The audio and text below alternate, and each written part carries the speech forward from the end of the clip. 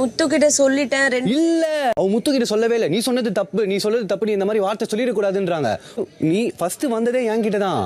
என்னடா சொல்ற? என்னால நம்ப முடியலையே. நீங்க பயந்துட்டீங்க, நீங்க முத்துவை பார்த்து சொன்னியா? இங்க வந்துட்டு என்ன ஸ்டாப் பண்ணிட்டு இருக்காங்க ரெண்டு பேரும். நான் அந்த மாதிரி ஒரு இன்டென்ஷன்ல சொல்லவே இல்லையே. நாங்கெல்லாம் பயப்படவே இல்லை, உன்னெல்லாம் பார்த்து பயப்பட வேண்டிய அவசியமே இல்லைன்னு சொல்லும்போது எனக்கு ப்ரோவோக் பண்ற மாதிரி தான் இருந்தது. ஏன் அப்படி வச்சுட்டு இருக்க பேசும்போது அப்படின்னு கேட்கறப்ப எனக்கு ப்ரோவோக் பண்ற மாதிரி தான் இருந்தது. அவன் நான் ப்ரோவோக் ஆகிட்டேன்ட்டு சொல்லிட்டான், நான் இங்க இருந்து சொல்லல. எதை வச்சு அப்படி சொல்றீங்க? இல்ல நாங்க ஈக்குவலா பேசும்போது எப்படி தெரியுமா இருக்கு, நேத்த பேசும்போது ஜாக் வந்து முத்துக்கு சப்போர்ட் பண்ற மாதிரி தான் இருந்தது. அதே மாதிரி தான் எனக்கு இங்கேயும் தெரிஞ்சது. எனக்கு எப்படி தோணுச்சுன்னா, நீ ஏன் பயந்துட்டீங்க? யாரும் பார்த்து பயப்படணும்னு அவசியம் இல்லையே. இது பளிச்சுன்னு கேட்க வேண்டிய கேள்வி தம்பி.